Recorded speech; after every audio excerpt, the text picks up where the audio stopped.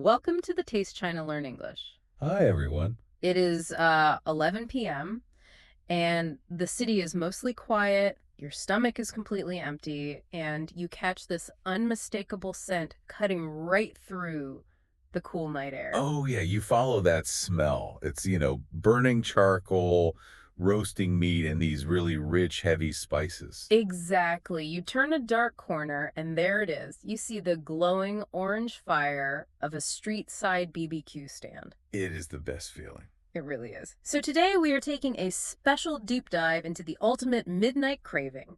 We're exploring the soul of the Chinese night market, which is street BBQ, also known as Shaokao. Right. And our mission today is to dig into what makes this food so incredible while also learning some highly descriptive, delicious English vocabulary along the way. Yes, so if you are learning English and you love food, well, you are in the exact right place. We really want you to feel like you are standing right there with us on the street. So keep that image of the glowing orange fire in your mind. Imagine your favorite late night snack right now. Just picture it. And the air around a street BBQ stand, it hits you long before you actually see the menu. Oh, absolutely. And that's because everything about this food really starts with the cooking method. It's raw, it's elemental, and it relies heavily on our very first big vocabulary word of the day, which is smoky. Smoky, let's spell that for you. S-M-O-K-Y, smoky. It is such a foundational word in English cooking vocabulary. It really is. When you're standing near that grill, the smoky aroma just wraps around you. Yeah. But what's actually happening to create that specific flavor? I mean, it's not just the smell of burning wood, right? Right. No, the flavor we call smoky is actually a very active chemical process. Oh, wow. Really? Yeah, so you have these open grills filled with glowing red-hot charcoal, and when the cook places the meat over that fire, the natural fats from the meat heat up and melt. Oh, I see. And those little droplets of fat fall directly onto the hot coals.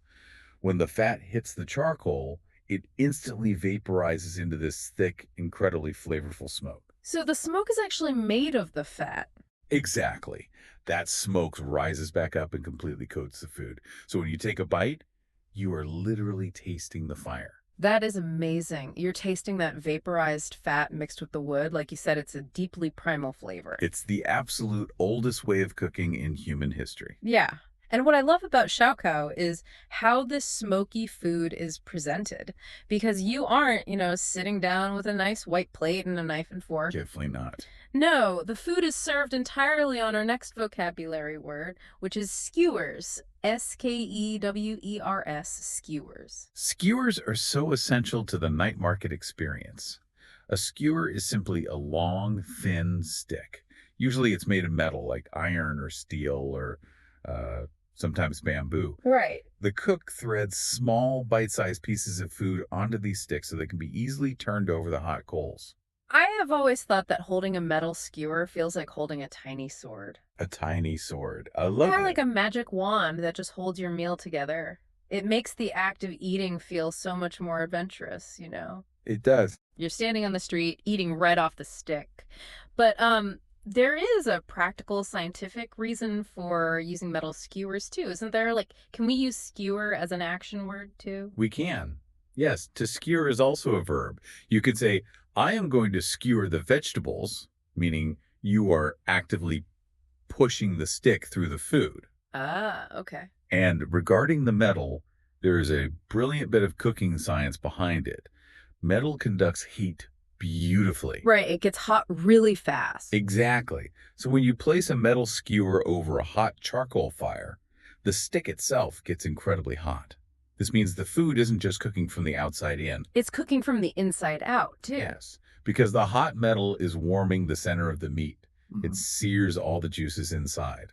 And the cooks at these stands, they work incredibly fast, skewering hundreds of items a night. And they really will skewer absolutely anything, won't they? Anything and everything. You have your classic cubes of lamb or beef, sure, but you will also see entire squids, leafy green vegetables, and even pieces of soft wheat gluten. Oh, the gluten is so good. But simply putting food on a stick and holding it over a smoky fire doesn't give you the full Shaokao experience. Right, something is missing. The real magic happens when the cook reaches for the spices. Now that the food is on the skewers and over the smoky fire, it needs its unique flavor. Yes, we have to talk about the spices.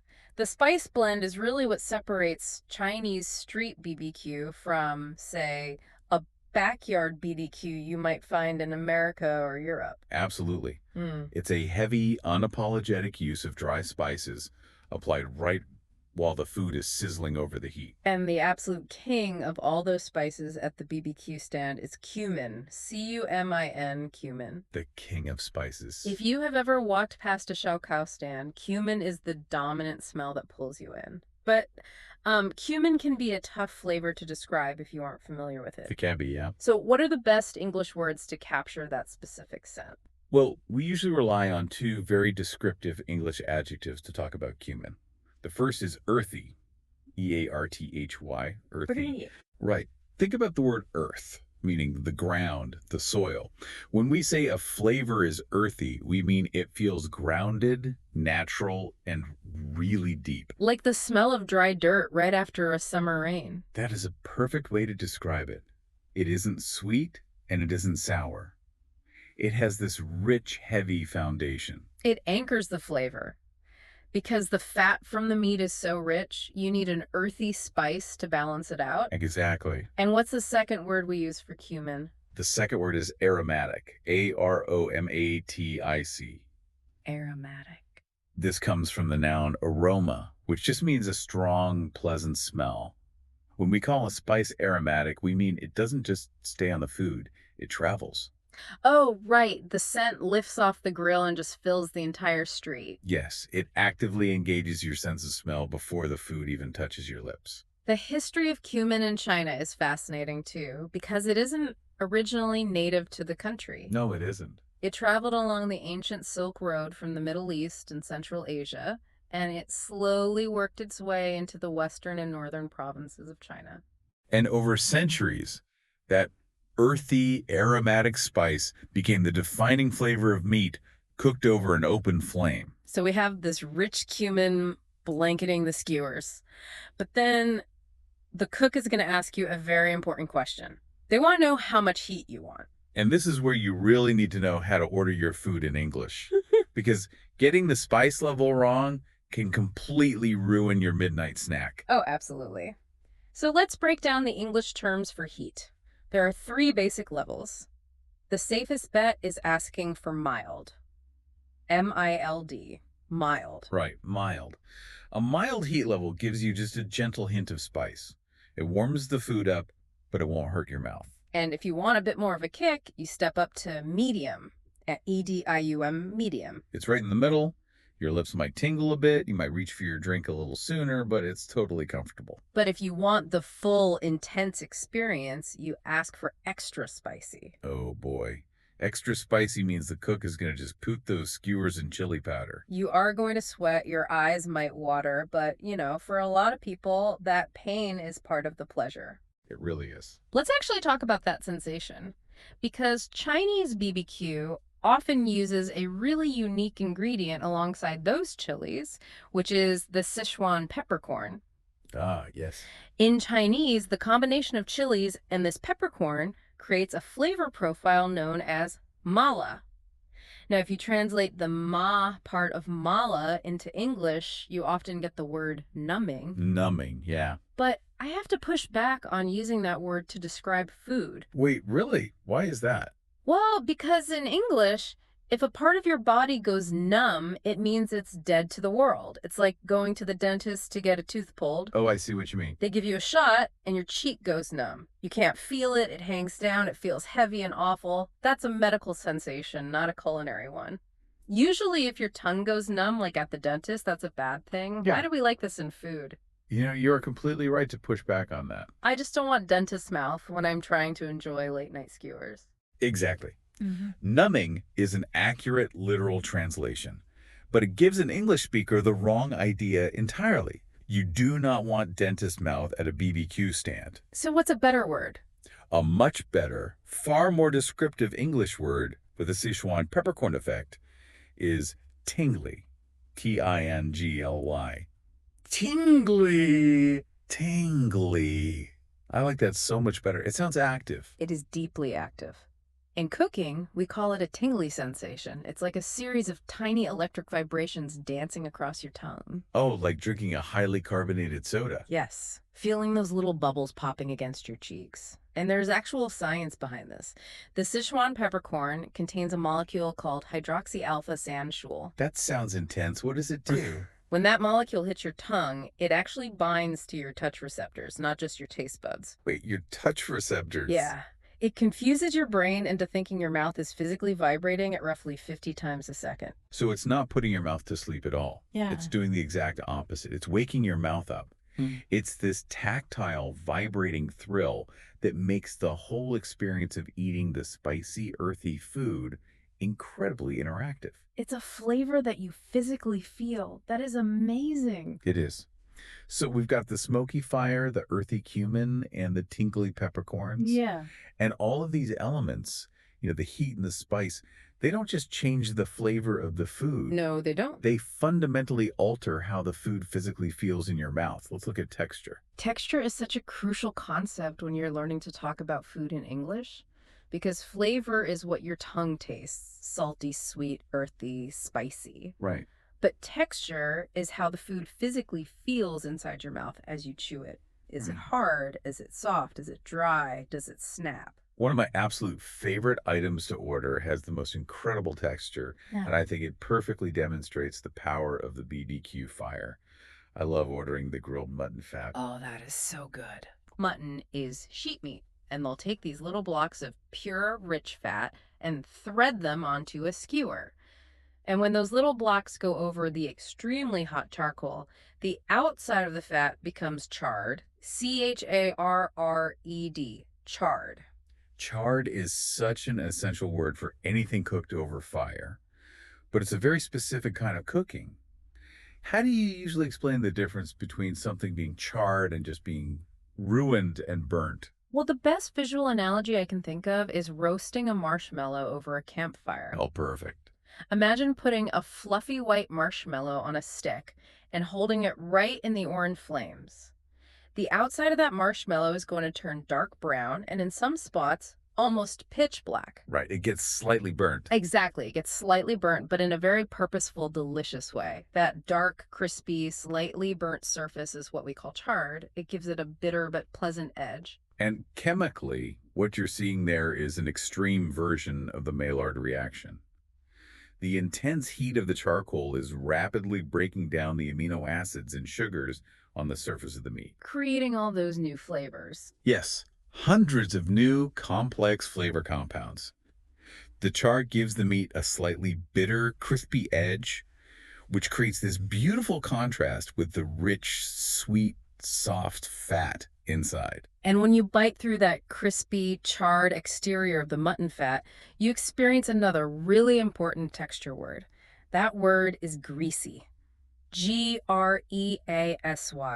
Greasy. Greasy. Now, usually in English, greasy is an insult. It absolutely is. If you tell someone their hair is greasy, you're telling them it's dirty and needs a wash. Or if you complain that a slice of cheap pizza is greasy, you mean it's covered in low-quality, heavy oil that makes you feel slightly sick. Right. You don't want a greasy steering wheel or a greasy phone screen. It's almost always a negative word. Very negative. But standing on the street corner at midnight, eating mutton cooked over wood, well, greasy suddenly becomes the highest compliment you can give. Because context is everything in language. In the context of late-night street BBQ, a greasy texture means the food is deeply satisfying. It's rich, wet, and dripping with natural, delicious fats. The high heat melts the fat just enough that it coats the inside of your mouth. With this heavy, savory richness. When your body is tired and it's late at night, that rich, greasy texture is exactly what your brain is hardwired to crave. Yeah. It is pure comfort. It is the ultimate comfort food. But we shouldn't just focus on the heavy meats because the fire does completely different, equally magical things to vegetables. Oh, the vegetables are incredible. If you order the whole grilled eggplant, you get to experience a totally different set of textures. The preparation for the eggplant is brilliant. They take a whole, raw, purple eggplant, slice it open down the middle, and lay it flat on the grill. Right. Then they score the flesh and cover it in garlic, oil, and spices. And a raw eggplant is tough, it's firm, it's spongy, and honestly, it doesn't taste great. Not at all. But after it sits over those glowing coals for 10 or 15 minutes, the inside completely transforms, becomes silky. Silky. Silky. Just like the fabric, silk is known as the smoothest, softest cloth you can touch. When we borrow that word to describe food, we mean it has absolutely no friction. It slides across your tongue with zero resistance. The fire turns a tough vegetable into something incredibly soft and smooth. The heat of the grill basically steams the moisture inside the eggplant's skin. Right, breaks down all those tough, spongy vegetable cells. And it turns the inside into a rich, savory custard, which gives us another fantastic, highly visual English phrase to use. Melt in your mouth. Melt in your mouth. It's an adjective phrase. M-E-L-T, in your mouth. Melt in your mouth. I love using that phrase. It paints such a clear picture for learners. When food is melt in your mouth, it means the texture is so soft, so perfectly silky, that you barely even need to use your teeth. You just take a bite, close your lips, and it's gone. The natural heat of your tongue makes the food just dissolve like warm butter. Yeah. You do not have to work for it at all. It is the exact opposite of our final texture word.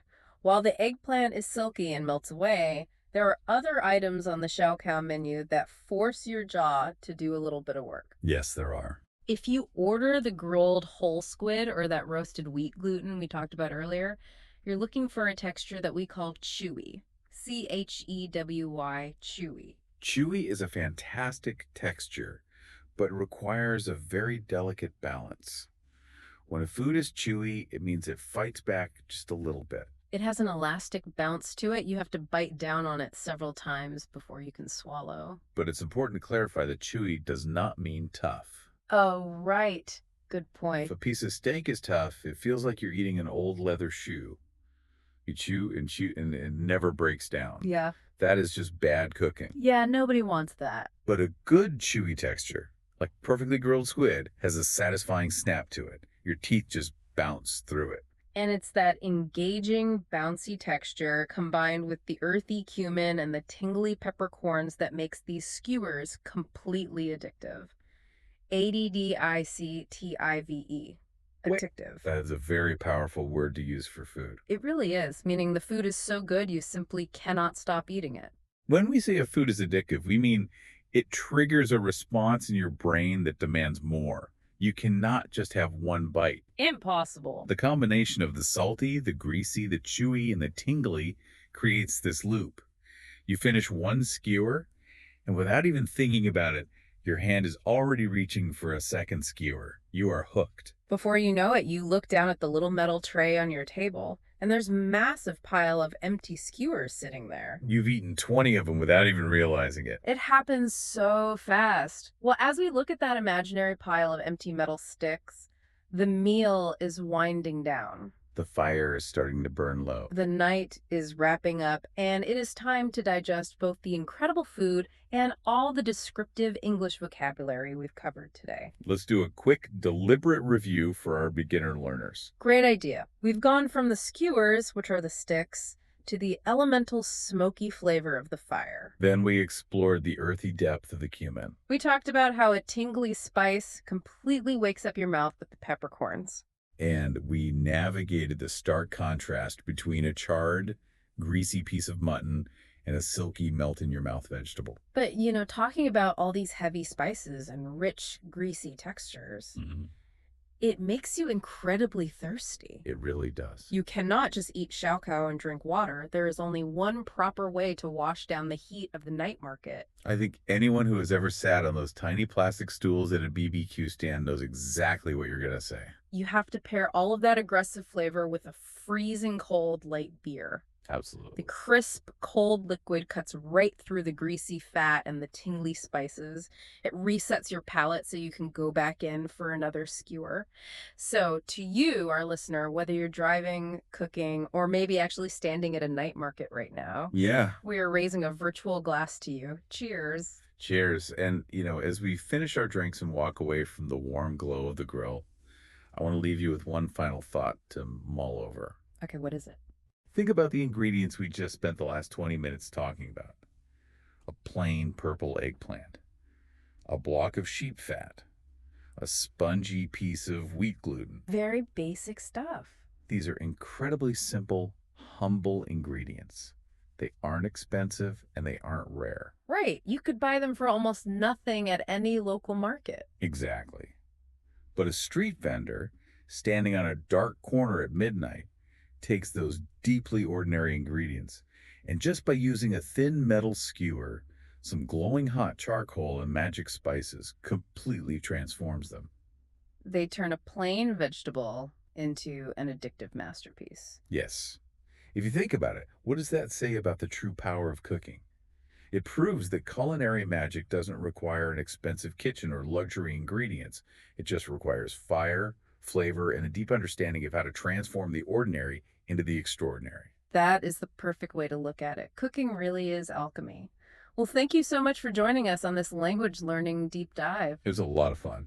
We really hope you picked up some fantastic new English vocabulary to describe your favorite foods, and we hope you're thoroughly hungry for a midnight snack. I know I am. If you enjoyed this sensory journey into the night market, please take a second to like this video, share it with anyone you know who is learning English or loves Chinese food, and subscribe to our channel. Yes, please do. It helps us keep exploring, tasting, and learning together. Until next time, keep your curiosity sharp and your appetite ready.